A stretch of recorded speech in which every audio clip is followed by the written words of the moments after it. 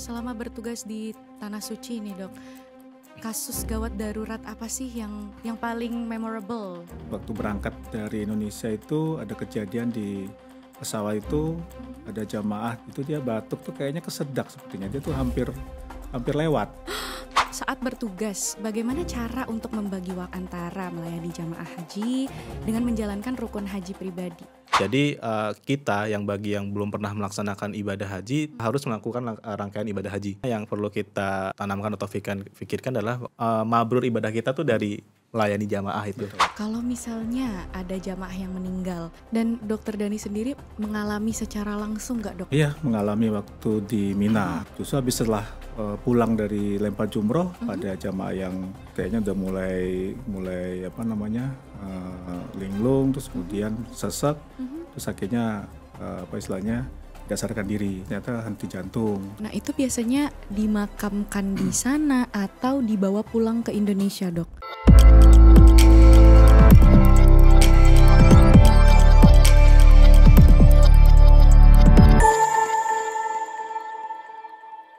Assalamualaikum warahmatullahi wabarakatuh, Liners. Apa kabar semuanya? Semoga selalu dalam keadaan sehat dan tetap semangat. Senang sekali saya Aksya Intan Aulia bisa menyapa teman-teman semua pada hari ini. Teman-teman, ketika kita mendengar cerita-cerita tentang pengalaman ibadah haji, seringkali kita mendengar dari sisi para jamaahnya. Tapi pernah gak sih kita itu terpikir bagaimana pengalaman dan cerita dari para petugas haji yang melayani para jamaah haji? Oleh karena itu, pada episode kali ini kita akan mengupas pengalaman dari sisi atau dari kacamata para petugas hajinya langsung. Bersama saya sudah hadir dua narasumber yang sangat luar biasa, Mas Prima Tia Putra sebagai salah satu petugas haji dari PPIH. Betul. Ya. Mas Prima, alhamdulillah jazakallahu khairan sudah amin, datang. Amin. Dan selamat datang juga untuk Dokter Dani sebagai dokter spesialis emergensi medik yang mendampingi jamaah Haji Plus sebagai tenaga kesehatan. Alhamdulillah jazakallahu khairan, dokter sudah datang. Kita akan ngobrol tentang pengalaman Mas Prima dan Dokter Dani. Apa saja yang terjadi pada mereka ketika di lapangan melayani para jamaah haji, apa yang mereka hadapi, sampai ke tips-tips apa saja yang perlu diketahui oleh para calon jamaah haji di tahun-tahun mendatang. Sebenarnya tugas sebagai petugas haji itu gimana sih Mas Prima? Dan boleh diceritakan mungkin Mas Prima sebagai petugas haji di bidang apa? Lalu apa tugasnya sebagai petugas layanan haji? Oke, siap. Sebelumnya terima kasih Mbak Aksa, alhamdulillah jazakallahu khairan sudah diundang di podcast Linestock. Jadi mungkin saya mau share ini ya Mbak, saya berdasarkan pengalaman aja di sana selama bertugas itu ya. Pertama tentu saya mengucapkan syukur, terima kasih alhamdulillah bisa diberikan kesempatan amanah untuk melaksanakan tugas yang mulia ini ya. Yang mana orang mungkin ya ini tugas yang diidam-idamkan oleh masyarakat hampir seluruh Indonesia gitu kan, dan apalagi orang muslimin kita bisa bertugas tapi juga sekaligus bisa beribadah gitu kan. Nah kalau tadi tanyaannya adalah gimana sih kacamata dari POV dari seorang petugas selama di sana gitu kan, kurang lebih 2 bulan tuh ngapain aja. Pada dasarnya adalah kita melayani jamaah haji. Oke. Melayani jamaah haji, kebutuhan jamaah haji gitu. Dan itu di bidang apa Mas? Pelayanannya pasti kan ada banyak bidang-bidang. Betul. Ya? Kalau kemarin itu saya alhamdulillah di layanan di bagian akomodasi. Jadi tempat tinggal ya? Betul, tempat tinggal, hotel selama jamaah haji berada di Mekah gitu. Begitu. Oke, kalau Dokter Dani sendiri gimana dok awalnya bisa terlibat jadi bagian dari nakes tim kesehatan di dalam ibadah haji? Baik, terima kasih Mbak Agnes. Alhamdulillah saya juga mengucapkan syukur ya tahun ini dapat kesempatan melaksanakan ibadah haji. Walaupun ini haji yang kedua saya ya, kedua saya. Dan sebagai tim sama juga, yang kedua juga sebagai tim nakes jamaah haji. Awalnya ya pertama karena ini haji plus ya, jadi itu cepat sih, bulan Maret itu saya ditelepon sama sejawat saya yang kebetulan sudah bergabung di salah satu travel. Kemudian ya udah saya oke lah nggak usah pikir panjang lagi ya, alhamdulillah saya terima, saya siap dan kemudian kita siapkan semua itu dari teman sejawat yang ngajak saya yang sudah bergabung dan ini memang perlu dokter spesialis dalam grup ini, jadi hampir 1.880 jamaah yang berangkat, jadi perlu 15 dokter yang semuanya spesialis. Jadi saya satu-satu karena saya spesialis emergency medicine, akhirnya teman saya ngajak untuk bergabung bersama spesialis yang lain. Gitunya. Nah itu untuk dokter spesialis lainnya itu dokter spesialis apa saja yang dibutuhkan dok kira-kira? Ya, kalau untuk yang dari travel ini dia itu pertama ya spesialis penyakit dalam, spesialis dalam, terus kemudian spesialis jantung, terus spesialis paru, kemudian ada juga dokter bedah. Dokter bedah, terus kemudian ya saya sendiri emergency medicine yang untuk di lapangan ya untuk kondisi gawat darurat dari semua penyakit. Jadi saya yang sebenarnya sih penjaga terakhir ya setelahnya dari semua yang sudah di poliklinik dan lain-lain, terus kemudian yang gawatnya ya saya lah ya turun garda terakhir lah tentunya. Tapi alhamdulillah aman aja semua. Alhamdulillah. Nah untuk tenaga kesehatan lainnya selain dokter, apakah ada dok di tim kesehatan haji itu? Kebetulan memang dari travelnya semua dokter, dokter gitu. Semua. Ada juga sih kemarin itu dokter gigi, dokter gigi juga spesialis. Kemarin juga sangat membantu. Jadi ada jamaah yang giginya bolong ya ditambal. Langsung sama dokter sama spesialis? dokter gigi spesialis tersebut. Jadi bawa alat tambalan gigi, gitunya. Wow. Berarti ada yang sakit gigi di sana ya? Iya, ada juga jamaah yang sakit gigi. Iya. Tapi ini beragam berarti ya dok, spesialisasi yang beragam. Dan itu semuanya kepake dok? Ya kepake, alhamdulillah jadinya kepake jadinya kan. Dan juga kita juga ini ya, mungkin dari travelnya lihat jamaahnya itu yang usia, terus kemudian jenis penyakitnya, bawaannya dan lain-lain, mungkin akhirnya menseleksi semua dokter-dokter yang diperlukan. Oh iya, jadi karena dilihat dari datanya para jamaahnya, lalu kita butuh dokter spesialis ini. Iya. Oke. Nah untuk saat bertugas, bagaimana cara untuk membagi waktu dan fokus antara melayani jamaah haji dengan menjalankan rukun haji pribadi? Saya mungkin akan mulai dengan Mas Prima dulu ya. Oh boleh. Iya oke. Oke. Pertanyaan yang mungkin ini salah satu pertanyaan yang sangat ditanyakan oleh teman-teman juga ya, bahasa ya. Jadi teman-teman nanya. Jadi pertanyaan gini, kalau misalkan di sana petugas haji, apakah memang juga melaksanakan rukun haji gitu kan? Bisa. Jadi sebelumnya aku flashback dulu. Jadi kan saya itu hampir 55 hari atau 2 bulan ya. 2 bulan di sana. Ya? Jadi kita bagi yang belum pernah melaksanakan ibadah haji, tentu dari pemerintah sendiri memprioritaskan bagi teman-teman yang belum pernah haji, ketika pas nanti Armusna atau puncak Armusna itu mengikuti atau harus melakukan rangkaian ibadah haji. Jadi bisa. Dan kebetulan karena istilahnya saya datang lebih dulu, kami datang lebih dulu dibanding jamaah. Jadi kan kita datang lebih dahulu itu nunggu jamaah yang dari Indonesia datang nih. Jadi memang load pekerjaan kita itu yang paling tinggi di awal sama di setelah Armusna atau puncak haji. Jadi pas ketika Armusnanya atau pas puncak hajinya itu, bagi yang belum pernah berhaji, tentu untuk load pekerjaannya akan dikurangi seperti itu. Jadi bisa. Jadi bisa aja. Bisa, ya? betul. Ini kalau dari kacamata petugas non medis. Bagaimana kalau dari kacamata petugas medis dok? Karena kan urusan kesehatan, sakit itu kan nggak bisa diperkirakan ya. Betul. Ya kita pada dasarnya semua sebelum berangkat untuk melaksanakan yang rukun hajinya, yang terpenting itu kita kan sudah mengenal pribadi dan jamaah masing-masing. Di situ kita memang buka klinik juga kan, terus kemudian kita tahu apa aja nih yang penyakit-penyakit jamaah ini. Terus saat hari H kita itu juga sama melaksanakan ibadah haji kan, kita juga dampingin. Saat kita berangkat mau wukuf, kita juga ada di tempat, kita ngecek juga jamaah semua. Terus kemudian di perjalanan juga kita ngecek juga, jadi ya ikut semua. Dan kalau yang di rumah sakit juga sih sebenarnya juga ada namanya safari haji. Jadi dari safari wukuf. Jadi jamaah yang ada dirawat di rumah sakit itu memang dari pihak Arab Saudinya itu juga membawa, masukin ke ambulans semua. Pasien-pasien yang di dalam yang sakit itu dimasukin dan mereka ikutkan dalam safari itu, safari wukuf itu. Jadi di dalam ambulans. Dalam ambulans. Jadi mau diikutkan. Jadi ya benar-benar mereka melayani dari itu ya pemerintah Arab.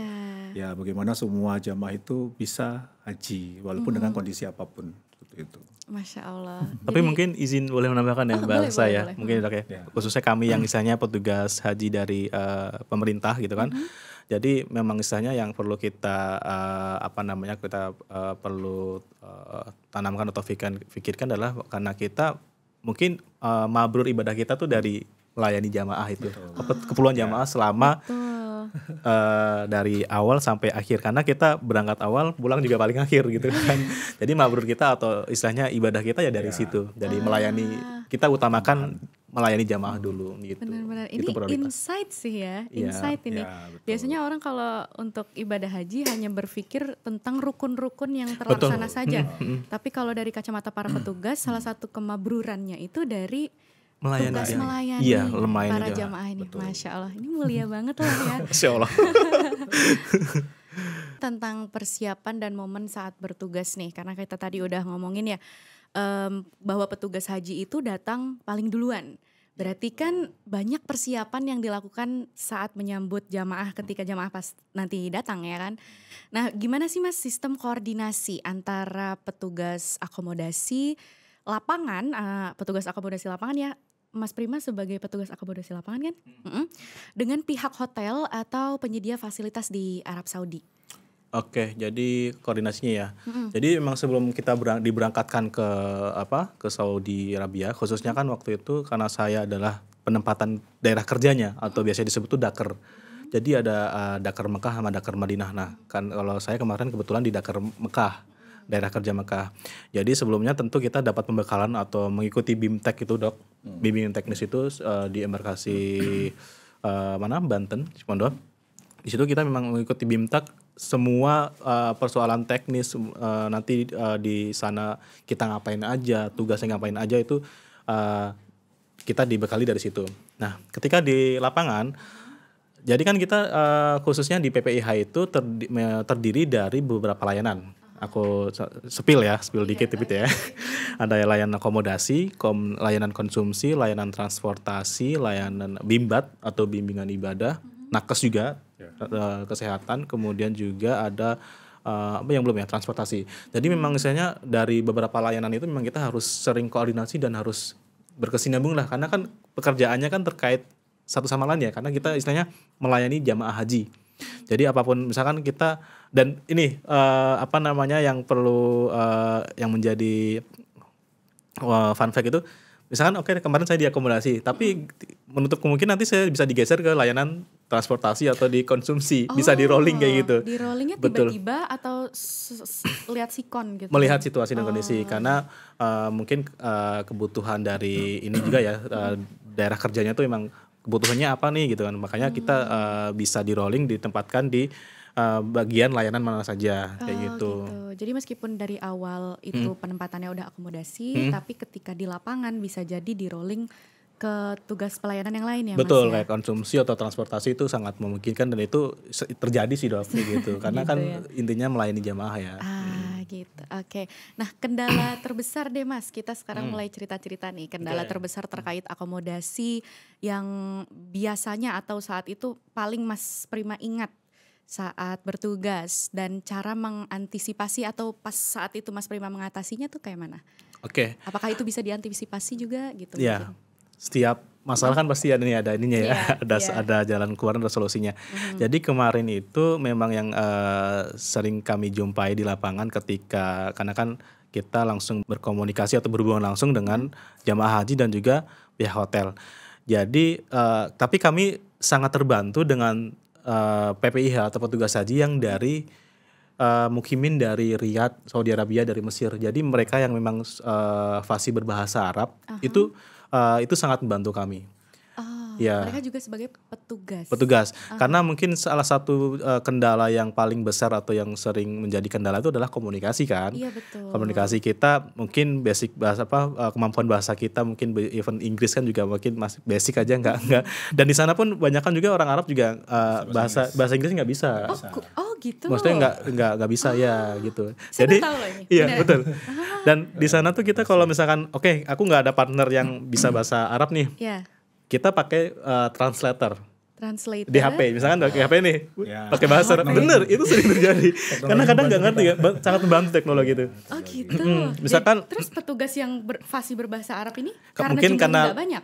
karena mungkin lagi ngelayani kebutuhan yang lain. Jadi Ya. ketika pas sendiri nih untuk istilahnya untuk mitigasi terjadi di lapangan seperti apa tuh seperti itu.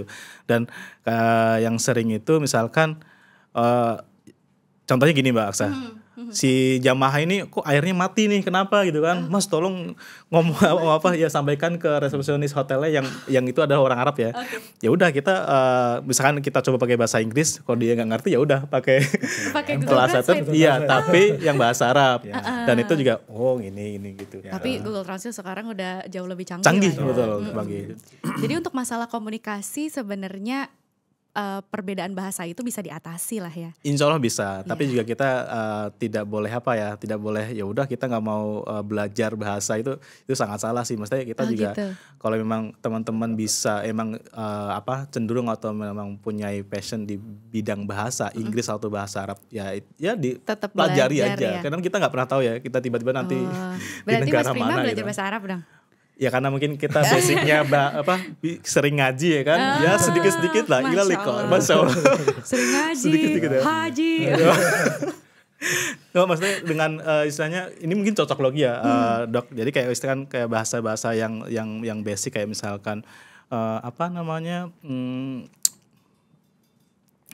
apa ya contohnya yang bahasa Assalamualaikum. ya assalamualaikum Dan harga barang. ya harga barang misalkan Oh, nanya harga barang. misalkan jam Oh, berapa gimana tuh, gimana? Nggak, jam berapa paling yang paling basic adalah kalau jam berapa kan kamisaah gitu kan. Jam Oke, berapa? Kam oke. itu kan berapa kan? Iya. Kalau misalkan kita beli ke toko, Ini harga berapa? ini berapa? Kam hada gitu. Kam hada gitu. kam hada. Hada. Ini dan ini. Ada. Kayaknya saya familiar deh itu. Iya, ya kan? Familiar kan? Hada kan ini. Iya. Wa kan dan ya. Bukan ngajarin ya. Tapi itu benar gak sih? Benar. Oh benar. Iya, Oh, benar. iya benar. Dan mereka ngerti paham. juga. Mereka paham cara ngomong. Di tenaga medis juga begitu dok Ya jadinya? sama, kita juga kan pasti berhubungan, apalagi ini kan lingkupnya kan sangat-sangat beda ya. Memang sih ada bahasa Inggris, Iya. bisa paham juga. Tapi juga kan ini jamaah kita mentranslate, karena kita juga di sana tim dokter itu juga jadi mutawif, jadi tim leader. gitu? Iya, jadi tim leader juga di itunya. Jadi kami juga harus bisa menjembatani jamaah ini apa maunya dan apa keinginan dari si Orang Arab ini? ya orang Arab tersebut. Ya udah, jadinya belepotan lah gitu. Yang penting maksudnya tahu kan. Maksudnya tahu, oke. Jadi untuk petugas medis sendiri harus bisa sedikit-sedikit bahasa Arab untuk menjembatani komunikasi antara jamaah dengan Betul. petugas di Arab Saudi ya dok? Betul. Dan juga petugas yang ada di kliniknya atau rumah sakitnya Arab Saudi, ya kita benar-benar harus bisa menguasai. Kan kita mengantarkan jamaah yang mengalami sakit dan juga ke rumah sakit rumah sakit Indonesia ya syukur alhamdulillah. Tapi kalau nggak bisa kan kadang juga kita dirujuk ke rumah sakit Arab Saudi. Iya, betul. Nah disitulah kita juga harus bisa berkomunikasi bahasa. Tapi ya alhamdulillah bahasa Inggris bisa lah mereka. Oh gitu, oke. Ya untuk bisa dipahami lah itu gitunya. Alhamdulillah ya. Gitu. Jadi ini lucu juga ya berarti belajar bahasa Arab. Bahasa Arab. Untuk yang komunikasi sehari-harinya. Betul, itu gitu. sangat mungkin sepele ya dok ya. Tapi ketika bertugas tuh memang bahasa atau berkomunikasi emang ya salah satu faktor yang menentukan kita akhirnya bisa nih berkoordinasi, bisa apa sih yang mereka mau tuh sebenarnya apa sih gitu kan. Kan mungkin kadang kita pernah yang lihat di sosmed atau VIP yang di beranda kita ya VIP itu kayak akhirnya pernah kan ada ibu-ibu ngomong bahasa Sunda tapi ngomong bahasa sama orang Arab, dia yang hilang itu loh, kayak ada deh. Ada. Jadi kayak tapi maksudnya kita setidaknya untuk kemampuan bahasa, skill bahasa tuh sangat-sangat penting. Tapi juga ada sih yang orang Arab yang bisa bahasa Indonesia juga sangat membantu. Ya, iya? kayak misalnya ya terutama kan pasti daerah-daerah pasar ya. Ya itu kan dia bisa. Oh, saya pernah dengar tuh orang-orang Yaman yang dagang-dagang ya. Ya, Ya. betul. Nah, itu kan mereka juga udah Betul. bisa bahasa Indonesia dan juga kan ada karyawan tokonya juga orang Indonesia. Indonesia, Dia banyak. juga Gitu. bantu Banyak. juga. Banyak ya. Juga. I see. Ini menarik ya berarti ya. Menarik. Belajar Berangkat bahasa tahun depan ya Arab. Mbak saya. Amin ya Allah. Amin ya Allah. Boleh doa dulu? Boleh. Oke, saya mau tanya nih sama Dokter Dani, seberapa penting sih Dok pemeriksaan kesehatan pra keberangkatan? Jadi sebelum berangkat, bagi jamaah haji dan penyakit menunaikan ibadah haji. Ya. Memang untuk tahun ini kan kita kedapatan banyak pasien jamaah-jamaah yang usia di atas 50 tahun. Di situ kan berarti ada penyakit-penyakit yang bawaan, degeneratif dan lain-lain yang akhirnya kita harus benar-benar care. Jadi data pemeriksaan awal waktu pendaftaran, medical check up itu benar-benar kita harus kita pegang. Karena kita akan mengetahui pertama waktu berangkat tuh kita siapkan obat apa aja nih yang akan diperlukan jamaah.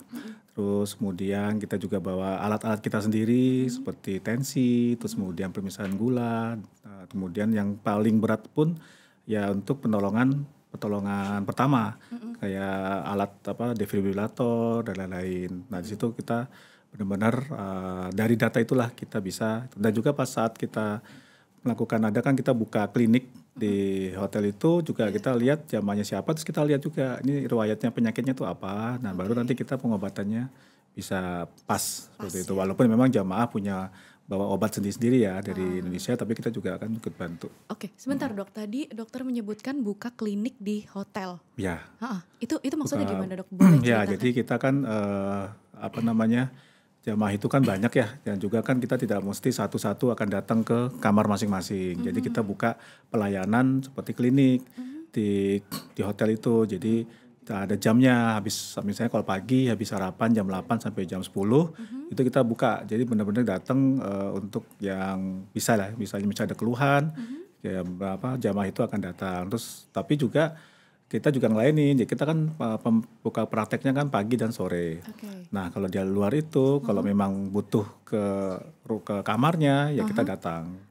Jadi kliniknya itu di hotel dan itu di kamarnya para dokter atau ada satu ruangan? area, Ada satu area. Tapi kalau untuk di Mekah nggak bisa, karena kalau di Madinah bisa ya, ada satu area. Kalau di Mekah terbatas, jadi kita akhirnya dari pihak travel buka satu kamar untuk kita melayani klinik. Oh jadi ya tetap kamar tapi bukan kamar para dokter ya? Bukan, jadi ada kamar sendiri untuk itu. Gitu. Oke, Dok, ini mungkin pertanyaannya agak sedikit sensitif ya. Kalau misalnya ada jamaah yang meninggal, itu prosedur penanganan itu seperti apa sih Dok? Apakah dokternya terlibat langsung? Lalu gimana koordinasinya dengan pihak keluarga dan pihak yang terlibat di dalam penyelenggaraan ibadah haji itu? Baik. Itu gimana Dok? Kalau ini kan kita lingkupnya kan travel yang ONH Plus ya, jadi kita benar-benar harus kerjasama dari, kalau misalnya ada di hotel ya berarti pihak hotel akan panggil tim medis. Jadi tim medisnya akan datang terus akan dibawa ke rumah sakit karena kita kan perlu surat kematian. Betul. Di situ. Terus kemudian untuk mengabarkan ya kita akan terbuka, kita akan mengabari ke keluarga bahwa orang tuanya atau saudaranya itu di tempat tanah suci itu meninggal. Jadi kita juga sebagai penghubung juga dan di backup sama travelnya. Jadi kita juga minta travel untuk bantu juga seperti itu. Jadi memang peran kita juga dilibatkan juga. Dan itu Dokter Dani sendiri mengalami secara langsung nggak Dok kejadian tersebut? Iya, mengalami waktu di Mina di tenda. Jadi pas kita mau justru habis setelah pulang dari lempar jumroh ada jamaah yang laki-laki kayaknya udah mulai linglung, terus kemudian sesek, terus akhirnya tidak sadarkan diri. Kemudian kita cek semuanya ternyata henti jantung, terus kita lakukan dan kita minta dari pihak maktab itu untuk manggil tim medis dari, walaupun di tenda tersebut juga ada tim medis juga ke kliniknya juga. Akhirnya ya sudah sampai dibawa ke rumah sakit pun kita ikut. Sampai ke rumah sakitnya di Mina itu. Dan ternyata memang jamaah kita ditakdirkan tidak takdirnya meninggal, jadi ya udah langsung kita urusan ke semua, dan juga memang dari pihak travel bantu. Oke, nah itu biasanya dimakamkan di sana atau dibawa pulang ke Indonesia, Dok? Ya, secara umum sih sebenarnya bagusnya ya dimakamkan di sana, karena biaya ya, ada kabar sih kalau biaya pulangin ke Indonesia kan mahal. Iya. Ya, jadi dari pihak sana tuh ya sudah, kalau udah meninggal disolatin terus dimakamkan di sana, di tanah suci kan lebih ya istilahnya ada privilege sendirilah, kan ada yang juga kan para jemaah juga ingin meninggal di tanah suci. Malah ya. Betul. Kalau untuk para lansia mungkinnya. Ya, dan para lansia Mungkin mereka itu. memiliki harapan seperti itu. Betul. Oh gitu ya, Dok ya. Tapi itu kelihatan gak sih, Dok, kalau kejadian seperti itu dari awal-awalnya, misalnya ini jamaah A sakitnya udah parah, harus dijagain, ini kemungkinan kayaknya nggak bisa deh gitu-gitu. Ada nggak? Ada. Kita ada. dari medis kan juga ada feeling ya. Kayaknya nih orang ini nggak lama nih istilahnya. Tapi ada juga yang kita kira ini akan kenapa-napa di sana malah sehat bugar. Malah bugar. Justru yang kelihatannya sehat-sehat tiba-tiba tiba-tiba langsung yang kita nggak duga malah dia yang itu ya, malahan yang bisa lewat. Emang betul. umur nggak ada yang tahu ya. Iya, betul. Bener rahasia Allah. Masya Allah. Oke, aku mau tanya deh sama Mas Prima sebagai petugas akomodasi ya, Mas. Keluhan jamaah haji yang paling sering muncul terkait akomodasi apa nih, Mas? Soalnya kayaknya agak lucu nih. Iya nggak? Jadi mungkin keluhan ini mungkin keluhan-keluhan yang sepele ya, Mbak Aksa ya, bagi kita yang di kota ya. Oke. Kaitannya soal akomodasi, tempat menginap di hotel selama berhari-hari gitu kan. Contohnya tuh keluhannya misalkan, Mas liftnya mati, airnya nggak nyala. Lift mati Itu bahaya sering. loh, Mas. Iya, jadi bahaya. Jadi emang ada beberapa fasilitas hotel yang istilahnya mungkin dalam tanda kutip mungkin kurang gitu ya, maksudnya nggak bagus lah gitu kan. Cuman itu sering terjadi kayak liftnya mati, terus yang sering terjadi tuh gini sih, Dok, yang paling kita sering temui itu lansia kadang nyasar nih di lantai berapa, kan sama aja kan, lift kan bentuknya nggak ada bedanya kan. Iya. Dia harusnya di lantai 10 tapi nyasarnya di lantai 15 misalnya kayak gitu. Jadi misalnya buat masuk kamar aja pakai kartu itu mohon maaf, jamaah haji yang istilahnya datang dari penjuru negeri sampai pedalaman mungkin ya, mohon maaf bukan bermaksud untuk tapi ini fakta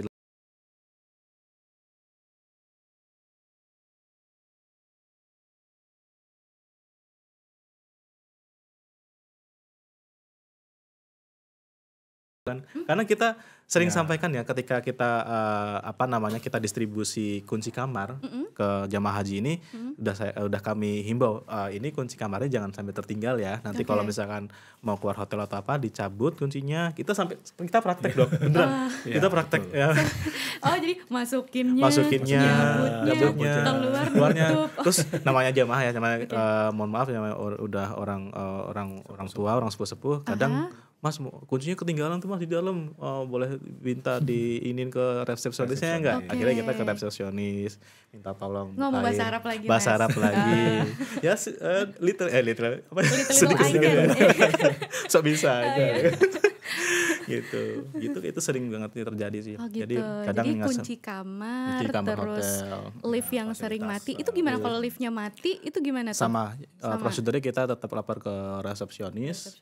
Kalau ini ada trouble, ada masalah kayak gitu, nanti kita sampaikan, nanti pihak hotel langsung cepet sih penanganannya juga, respon cepat. Selain dari itu terkait akomodasi apalagi ya, umumnya itulah AC ya. Mungkin ya AC. Oh gimana tuh, Mas? Ada yang kedinginan nggak kuat. Kedinginan nggak kuat. Ada yang misalnya ya bukannya tapi di sana panas ya? Iya, di luar tuh sangat panas. Kan juga sama kan, jamaahnya kan juga nggak biasa pakai AC. Jadi kan ini kan kamar hotel kan juga tertutup. Itu kan. Benar. Kaca juga nggak ada kan, jadi kan cuma satu itu ya, itu jadinya kan kedinginan. Bisa diatur suhunya. Itu kan ya tadi karena istilahnya jamaah haji ini memang berangkat dari berbagai macam latar belakang yang bermacam-macam ya Mbak ya, karena kan seluruh Indonesia, ada yang dari memang dari pelosok sekalipun, dan kita nggak bisa istilahnya mengeneralisir jamaah haji ini udah canggih-canggih ini nggak bisa nih, tapi itu memang harus diinformasikan kepada itu. Ya itu tadi lucu tuh, ada yang kedinginan akhirnya mau Satu matiin kamar pun 4 nggak bisa. orang tuh kedinginan semua. Kedinginan Jadi semua. matiin. Pas kita masuk kok panas. Kok panas, nah itu. Iya kedinginan gitu kan. Beneran itu terjadi itu kedinginan. Ada yang satunya kedinginan, yang tiganya Satunya enggak. Nah, masalah juga itu. Masalah juga. Repot juga itu. Akhirnya minta tukar kamar kayak gitu. Betul ya. Tukar ya. Oh jadi kalau tukar kamar boleh? Ya sebenarnya Asal boleh ada sih. kesepakatan. Ada kesepakatan. Oh kesepakatan. Yang penting dalam satu hotel ya. Ya, dalam satu Kesepakatan lantai antar itu jamaah. ya. Mau nggak nih ditukar gitu. Karena kalau misalkan mau tukar hotel atau takor itu nanti sistemnya malah bikin ribet ke depannya gitu Ya, kan. nanti kan datanya. Datanya Di itu kamar kan A, mengacu pada manifest pindah kan. nanti kan ya manifest. juga kan Manifest. tuh itunya. Oh gitu. Oke, pernah nggak nih Mas ada masalah mendadak di akomodasi jamaah, misal listriknya mati di hotel, yang nggak tahu ya, mungkin pernah atau apa, atau kamarnya nggak sesuai dengan keinginannya si jamaah, ya. Terus itu gimana cara ngatasinnya tuh di tengah-tengah itu? Kalau tadi kan tukar kamar, oke boleh. Tapi kalau misalnya ada ini kamarnya nggak sesuai nih, preferensi saya warnanya pink atau apa gitu lagi. Pernah nggak ada jamaah rewel gitu? Ya beberapa pasti ada ya namanya jamaah yang istilahnya dia rewel, minta ini minta ono, pasti yang bawel, terutama yang mohon maaf yang dari kota-kota besar ya. Misalkan let's say kayak dari Jakarta gitu kan, kadang mungkin karena dia lebih istilahnya lebih tahu tentang Berprivilege. ya lebih berpengalaman gitu kan. Kadang juga ada yang beberapa kayak gitu, tapi ada yang pula yang ya udah nerimo gitu kan. Ya udah dengan kamar kayak gini ya mereka terima gitu kan. Dan kalau listrik mati, ada beberapa hotel yang mungkin kalau menurut aku ya, menurut saya tuh kayak udah nggak layak untuk jadi hotel. Iya, of course nggak pernah. Ya, pasti Iya, itu. Pasti nggak Pasti pernah. nggak. Tadi ada lift mati aja saya kaget sih sebenarnya. Ada itu benar itu terjadi. Itu maksudnya lift mati itu macet karena keberatan orang di dalamnya atau Kayaknya karena liftnya, belum dipencet? ya mungkin gensetnya atau emang liftnya kayak liftnya udah tua. Liftnya udah tua udah. Gitu. Udah Oke, tua. oke. Nah, ini nih Mas Prima, momen yang paling berkesan ketika melayani jamaah haji di Mekah atau di Madinah. Apa nih kira-kira? Boleh lucu, boleh mengharukan, boleh. Boleh nangis. Boleh Aduh, nangis. nanti siap-siap tisu. Tisu. Jadi kalau menurut bagi saya pribadi, apalagi kan ini pengalaman pertama ya, bisa datang ke tanah suci Mekah Madinah. Menurut saya itu dari hari pertama sampai hari terakhir tuh semua berkesan sih Dok. Maksudnya punya pengalaman atau punya ceritanya masing-masing gitu. Dan karena di sana kita tuh bertemu dengan orang yang istilahnya dari suku manapun, ada ya, khususnya Indonesia ya, kita kan Indonesia juga banyak suku, ada dari Sunda, Batak dan sebagainya. Kemudian kita juga bertemu dengan orang-orang dari bangsa lain, dari negara lain itu kan pasti kita punya istilahnya setiap hari itu jadi hari yang sangat mengesankan dan punya ceritanya masing-masing. Nah tapi yang pengen saya share itu soal yang jamaah lansia yang dia waktu itu kebetulan saya tugas di salah satu hotel. Jadi lansia ini udah sepuh juga, dia diturunkan sama petugas syarikah Dok, maktab sendiri. Jadi di sana tuh ada syarikah yang istilahnya mitra dari pemerintah Arab ini yang istilahnya dia ditunjuk untuk mengurusi kebutuhan akomodasi jamaah haji Indonesia khususnya. Nah, yang lokal, orang Arab betul. Nah, dia diturunkan dari mobil kan, si lansia ini ya, ibu lansia ini diturunkan sendiri di hotel yang tempat saya bertugas. Terus akhirnya kan saya tanyain, Ibu di hotel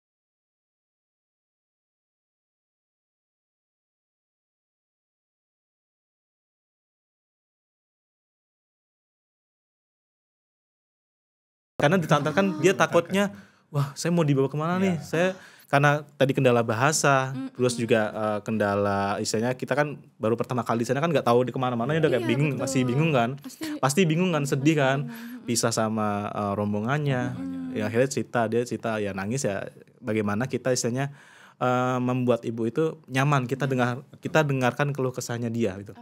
Makanya di ketika itu saya coba buat konten. Jadi saya bikin konten itu hanya untuk istilahnya sebagai kenang-kenangan aja sih. Mungkin jadi bisa flashback, oh ternyata kemarin tuh ketika bertemu jamaah ini tuh jadi cerita, jadi kenangan aja sih Mbak. Biasanya ada saya bikin konten di sosmed gitu. Jadi itu sih salah satunya itu. Itu salah satunya ya. Mungkin Menyentuh hati ya Mas Prima Ya ya. tentu hati. Terus karena kan gini ya Dok ya, mungkin yang perlu kita pahami ketika ibadah haji kan istilahnya ibadah diri kita sendiri ya Dok ya. Jadi emang istilahnya kita diuji masing-masing dari diri kita sendiri itu emang diuji kesiapan mungkin dari fisik kita, dari mental kita, dari ya semuanya lah itu emang diuji. Iya, karena itu juga ngurusin orang-orang yang sebelumnya kita nggak kenal. Betul, nggak Iya kenal, kan? nggak kenal Iya, dari ini siapa. nggak ada juntrungan Iya. darahnya ya kan. Iya, betul. Terus temennya siapa juga nggak tahu Nggak ya tahu, kan. betul. Tapi kita dituntut atau dalam keadaan tersebut kita harus ikhlas untuk melayani mereka. Ya, harus Ini juga rakyat kita juga kan, Betul, warga iya, Indonesia yang betul, ada iya. ada apa nama ada keinginan untuk melayani Iya, mereka memberikan jamaah terbaik. itu terbaik. Oke, nah saya mau tanya sama Dokter Dani deh ya sekarang. Selama bertugas di Tanah Suci nih Dok, kasus gawat darurat apa sih yang paling Dokter Dani sering temui atau yang paling memorable untuk dokter? Jadi ini kan berangkat yang kedua ya. Yang pertama itu saya kan sebagai dokter umum saat itu. Nah kan yang kedua ini spesialis yang benar-benar ngurusin gawat-gawat. Nah waktu pertama tuh waktu berangkat dari Indonesia itu ada kejadian di pesawat itu ada jamaah dari salah satu daerah timur di Indonesia, Jawa Timur itu mungkin karena juga faktor bahasa ya, dia juga bahasa Indonesia pun nggak bisa. Gitu. Terus bahasa kemudian Indonesia dia nggak bisa? jadi Bahasa daerah ya? Ya dia daerah dan dia didampingi sebenarnya sama anaknya. Nah itu dia kayak udah sepuh ya, udah hampir 70 tahun tuh ibu-ibu nenek-nenek lah. Itu dia batuk tuh kayaknya kesedak sepertinya, dia tuh hampir lewat. Jadi tuh pas di atas pesawat itu pas di samping saya itu dia tuh nggak makan tuh sebenarnya batuk tuh langsung diam langsung gitu. Nah itu saya kaget kan, terus saya memang udah siap nih kayak nenek ini batuknya ini nggak enak nih. Akhirnya saya udah langsung bereaksi, saya lihat benar pas itu tiba langsung kayak pingsan gitu. Terus saya bangun nih semua udah heboh semua itu kebangun melek tuh ibunya. Terus akhirnya saya minta sama pramugari ya, kebetulan ini maskapainya kan Indonesia ya, Garuda. Akhirnya saya minta sama pramugarinya tolong siapkan oksigen. Akhirnya ya mereka juga reaksi cepat, bawain oksigen, saya pasangin oksigen di pesawat itu. Terus udah neneknya langsung alhamdulillah kembali segar dan sampai di Madinah ibadah haji ya alhamdulillah sehat. Itu pengalaman di atas pesawat pas daerah Kolombo nggak salah itu dia hampir lewat tuh tuh gitunya. Jadi itu pas berangkat atau pas pulang? Pas berangkat dari mungkin dari Jawa Timur dia udah capek kali ya kan, kita kan karena bermalam di Jakarta terus besoknya kan berangkat lagi perjalanan 9 jam ya mungkin ada kelelahan. Terus kemudian ya di sana di Madinah juga ada yang jamaahnya itu kamar mandi jatuh. Kamar mandi hotel. Dia jatuh terus langsung meninggal. Itu. Jadi kita datang cek, loh nggak ada. Udah terus akhirnya bawa ke rumah sakit. Terus kemudian ya yang ketiga itu yang di Mina, di Mantap itu yang bapak-bapak dia sesek, kemudian bawa ke kita, nggak lama langsung kolaps gitu. Terus langsung ya itu aja. Terus yang terakhir pas kita mau pulang dari Mina, kita udah siap nih, udah mau naik bis, udah mau siap, tiba-tiba langsung dipanggil medis gitu kan, ibu-ibu kita datang, loh kok ini ibunya malah nggak ada. Terus kata teman kamarnya itu, ini tadi sehat-sehat aja kok, pagi sarapan dan lain-lain. Terus ini kita mau berangkat nih, mau pindah, karena udah selesai kan, udah selesai di Minanya itu. Langsung ya itu kita lakukan tindakan bantu jantung, itu semua udah nggak ketolong tuhnya ya itu yang cuma satu sih yang berhasil di pesawat itu. Saya di antara itu yang berhasil diselamatkan yang tapi di pesawat yang lainnya ya udah memang udah takdir. Kadarnya ya. Tapi yang sebenarnya agak-agak kagetnya itu mungkin orang-orang di sekitarnya ya yang menyaksikan. Betul. Pasti yang pagi ikut sarapan terus kemudian sehat itu langsung tiba-tiba nggak ada. Ya. Gimana gitu ya. Iya betul. Iya. Terus itu pernah nggak Mas Prima mungkin atau Dokter Dani mengalami pendampingan jamaah-jamaah haji yang ditinggal oleh temannya seperti itu? Ya pendampingan psikologis ya ini kenanya ya. Iya, ada sih itu kayak kita juga ya mungkin tersesat kali ya kayak di Nabawi itu terus kemudian kayak bingung tapi ini kayaknya jamaah kita nih sebagai jamaah travel kan nggak ada tanda gitu kan. Ya sudah kita langsung kita bawa, kita selamatin ya gitu. Kita benar-benar sebagai petugas ya yang sudah diminta oleh negara atau travel itu untuk ngurusin. Jadi kita benar-benar jeli ya. Jadi mata itu juga kita awasin, ini jamaah siapa nih, ini jamaah kita nih gitu. Walaupun juga kita nggak mungkirin ada jamaah lain yang kita juga bantu. Oh iya. Ya misalnya Tetap jamaah saya ini aja sehat-sehat ya. aja, itu ada jamaah lain ya kayak reguler, perlu ya kita bantu. Jadi ya selama kita sana kan juga cari pahala juga ya. Jadi dimanapun. pendampingan psikologis itu pasti ya Betul, Dok ya. pasti. Kalau dari saya tuh kemarin memang ada beberapa sih Bang saya, karena kan memang yang kita lihat ya Dok ya, Ya, memang kebanyakan jamaah haji itu jamaah haji yang udah usianya lansia. tua Lansia. sepuh. Betul. Yang mana istilahnya gini ya, kita istilahnya yang masih umur ya katakanlah masih muda lah 30 gitu kan. Karena ini ibadah haji adalah ibadah fisik yang mana itu kita harus konsen, harus fokus Betul. buat untuk istilahnya kita harus bisa ngurus sendirilah diri sendiri di sana tuh harus. Nah, itu tuh banyak banget. Contohnya ada 2 jamaah kemarin lansia juga, ibu-ibu itu kan. Ibu-ibu lagi tuh. Yang satu ini Dok, demensia. Oh demensia, ya. pikun ya. Pikun berarti. betul. Dia mungkin waktu itu kebetulan ini salah satu jamaah dari embarkasi X ya kita sebut misalkan, dia kebetulan mengalami dia demensia, disorientasi, dia pengen minta pulang Dok. Minta pulang. Ya, Akhirnya kangen. ya saya ditelepon sama petugas ketua kloternya kan. Oke.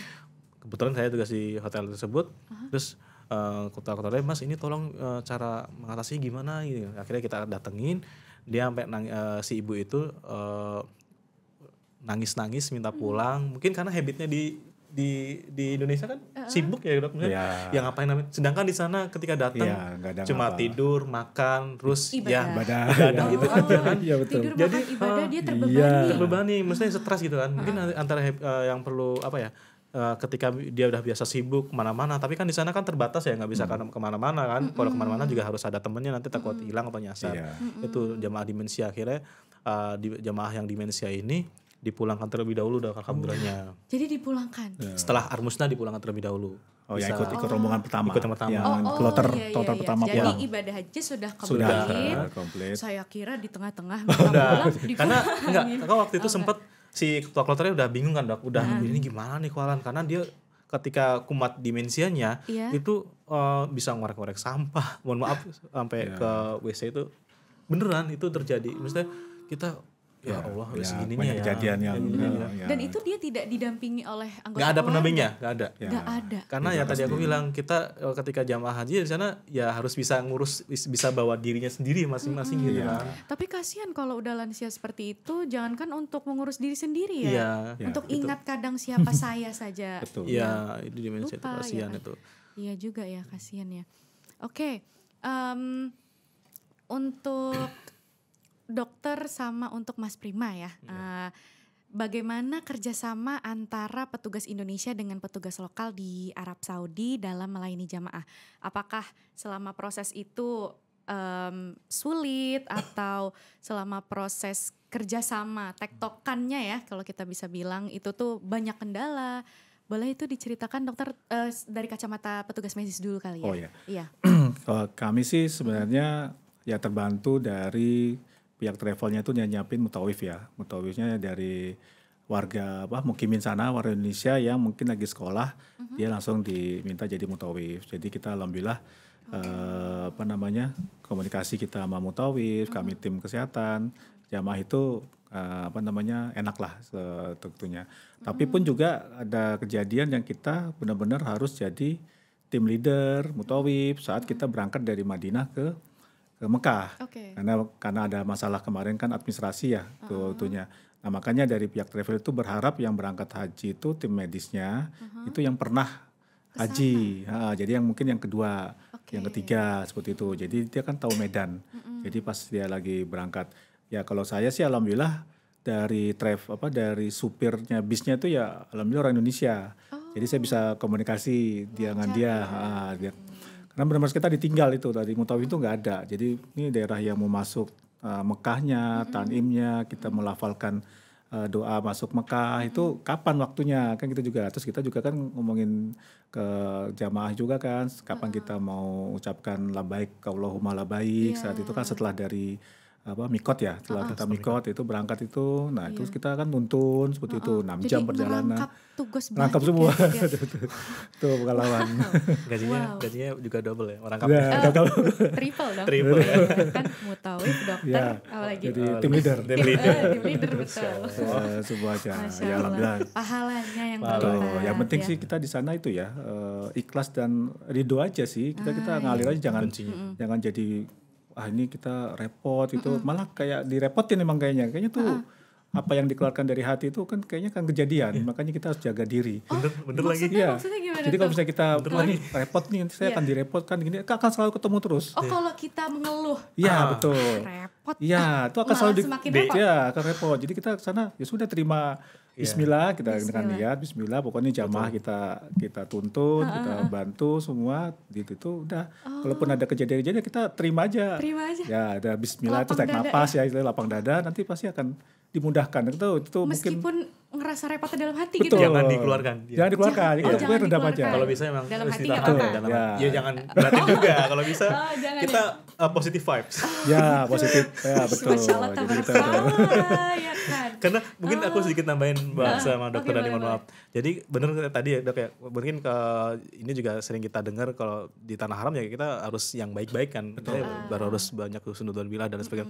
Kemarin tuh ada case gini dok. Jadi di teman saya petugas haji yang dari teman sama petugas haji, dia bercandanya gini. Lu bawa jangan macam-macam lu, ntar ada polisi ke sini gitu kan.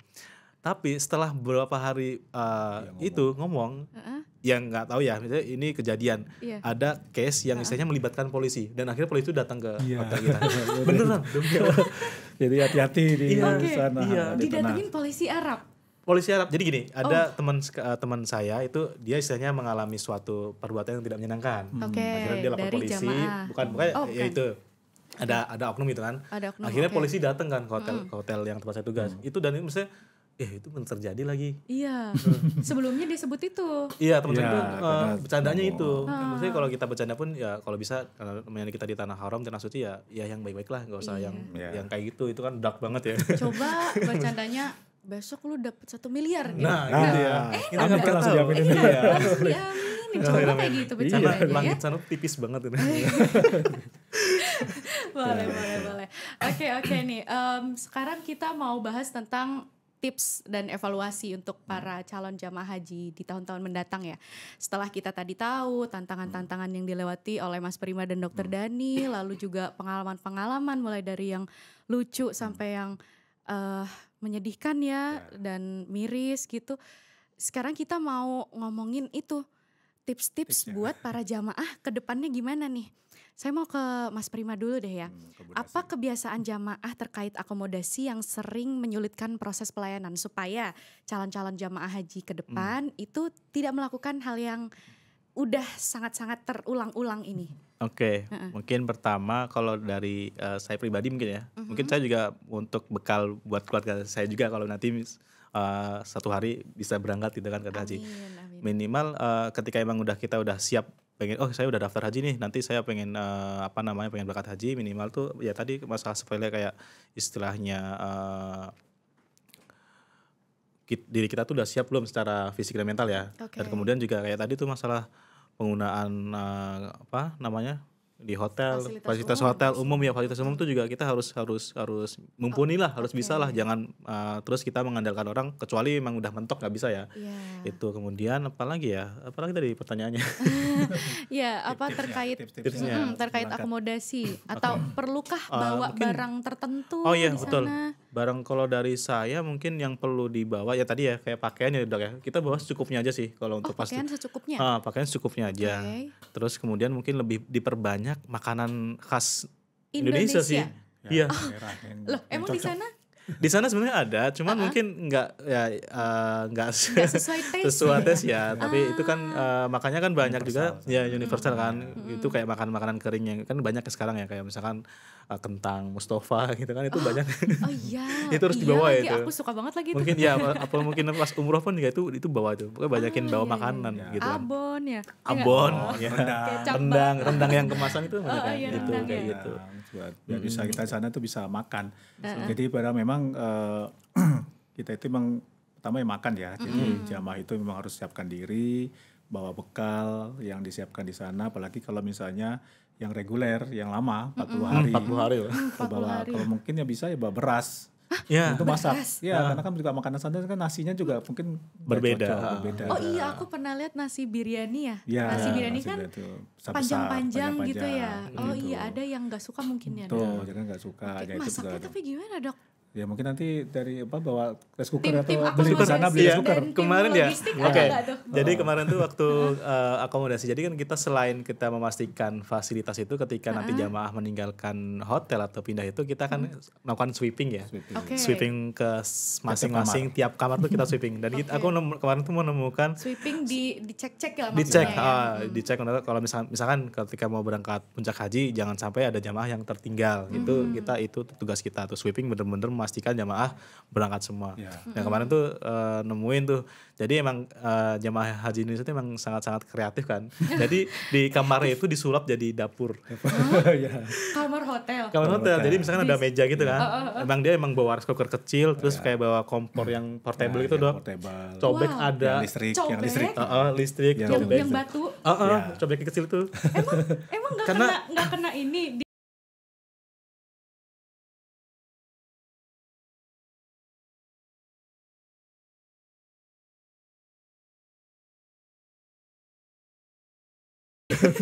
Gayung ada gayung lope-lope. Kalau nggak ada deh sebenarnya. Ada gayung. bulat-bulat. Iya, gayung, ember. Sebenarnya di sana ada. Maksudnya gini. Tapi kalau menurut aku mungkin kalau nanti misalkan logistik ya mungkin ini sepele tapi disiapkan dari Indo aja, karena kan kalau misalkan pengen beli sana, kalau misalkan beli kayak sayang juga ya. Sambal Agak sambal harganya botol. kan agak lumayan Mahal ya. ya? Ya, Mending bawa aja dari Oh sini. gitu. Bawa Dan jadi baju itu ya mungkin kalau Indonesia biasa sarung, ya itu bawa sarung, kaos. Itu bawa tuh. Ya, kalau misalnya jaket, kalau misalnya nggak bisa dingin kan. Oh ya karena iklimnya iklim gurun ya. Gurun, Jadi ketika panas. dingin-dingin banget, Ya, panas-panas banget. banget. I see gitu. Oke deh, jadi itu ya Mas ya tipsnya, bawa barang-barang khas Indonesia. Bawa khas ya, apalagi kalau misalkan kayak obat-obatan itu mending bawa aja obat-obatan Ya, pribadi. Kemudian kayak tadi tuh sambel. Kebetulan karena saya juga suka sambel. Oke. Kadang di sana kan nggak Susah, ada ya, susah kan, Dok, ya? sambalnya itu apa? Asam-asam ya? Asam. Sambal Apalagi botol kayak itu. makanan fast food itu kan Ya, di sana betul. mereka Lebih sausnya banyak saus tomat. Saus tomat. Saus tomat. iya. Saus cabai nggak ada. Botol. Nggak ada. Oh, cabai Saus nggak cabai Saus cabai nggak nggak ada. Ada chili pun itu yang bubuk ya? Chili. Oh iya, Flakes. chili Ya. flake, chili powder. Ya, Chili powder. ya itu. Tapi kalau sambal tuh kita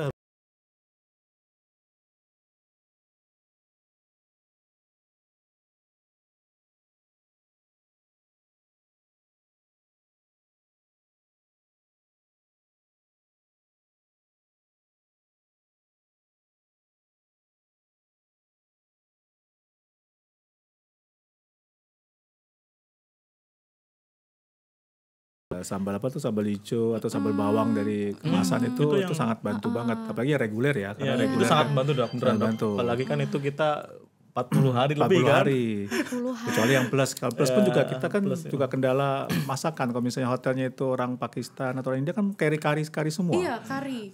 Kita kan kerepotan juga. Iya, Itu kita betul. baru dapat ketemu kayak sayur asem, ikan kembung itu di hotel transit.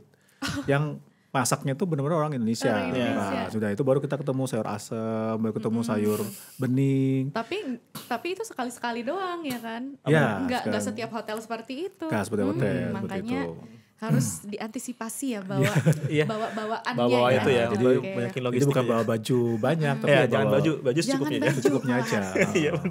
Baju malah kita beli di sana aja nggak sih kan lebih bagus. Iya. Iya. Mau gamis no kayak offense, gamis. tapi Ya, kayaknya gamis baju tuh. di sana Iya. keren-keren sih. Sama bawa Ariel. Abayanya ya cantik-cantik. Ya, Bawa untuk Ariel yang perempuan banyak abaya. juga ya. Real yang Iya. banyak. Ini kayaknya emang tips yang paling utama yaitu real. Iya, karena Oke. belanja. Saya mau ke Dokter Dani deh sekarang ya. Menurut dokter kesalahan kesehatan apa yang sering dilakukan oleh jamaah haji saat di tanah suci? Ya, jadi yang paling sering itu adalah kan batuk ya. Karena di sana waktu kita tahun ini kan kondisi kan sampai 42 derajat ya, kan panas banget.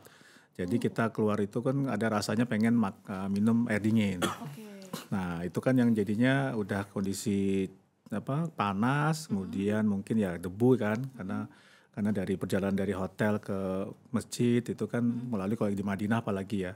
Nah itu kan langsung respon itu kan minum air dingin. Nah akhirnya jamaah itu jadi batuk. Terus yang kedua memang kita sayangkan itu ya jamaah-jamaah laki-laki yang dari daerah itu kan mungkin biasa jagongan atau apa ya, itu kan ngerokok. Oh iya. Jadi mereka tuh ya merokok itu juga kan akhirnya bikin kering ya ininya. Terus akhirnya kan minum RS jadi batuk. Jadi saat itu banyak masalahnya itu ya itu apa batuk pilek seperti itu. Dan apakah itu mengganggu proses ibadah mereka, Dok?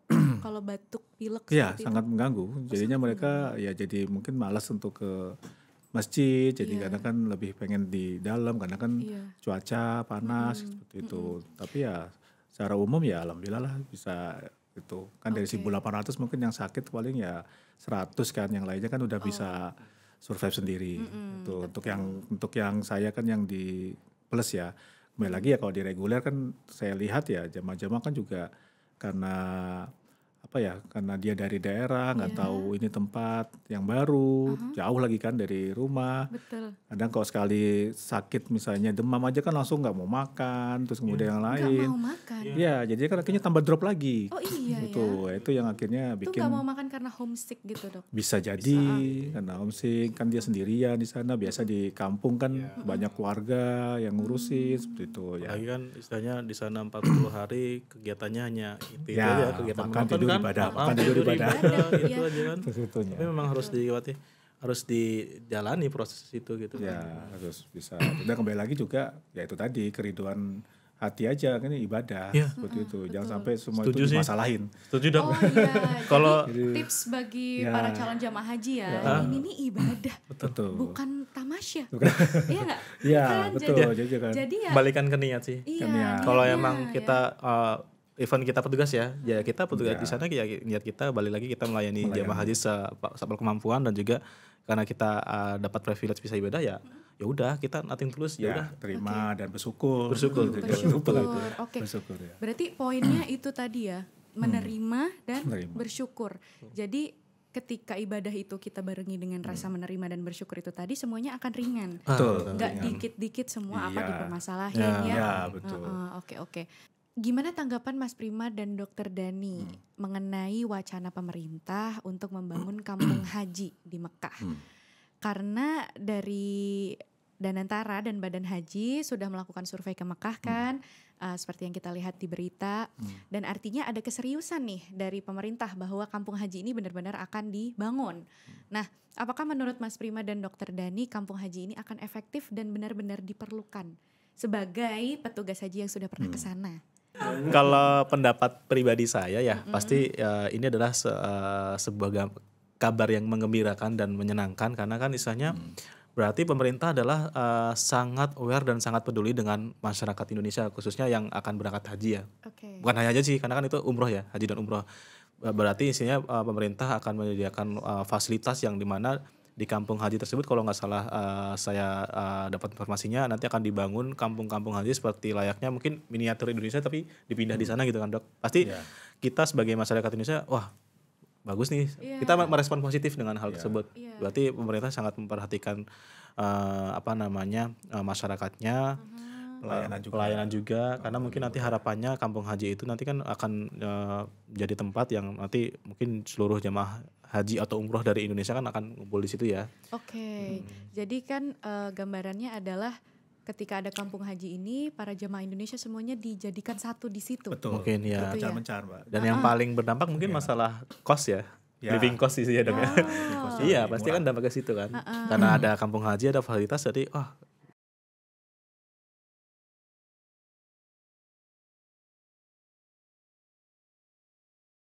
buat pribadi nih misalkan karena jadi kita nggak perlu jarak ke itu biaya kita mungkin yang tadinya nginep di hotel ini tapi karena ada kampung haji mungkin yang dekat, jadi kan kita lebih dekat lagi kan. Lebih dekat. Biasanya kan naik bis. ya karena itu dekat Tambah, kurang lebih 400 meter ya, Dok ya. Nah, itu. Dan Dari juga kan Masjidil Haram. komplek kan, Mbak. Ngomplek. Ngomplek. Jadi kita misalnya ada perlu apa, terus kemudian juga bahasa, itu kan enakan kita kan ngomplek satu tempat, terus kita kan bisa saling ya jangan sampai homesick lah. Ya, Kayak betul.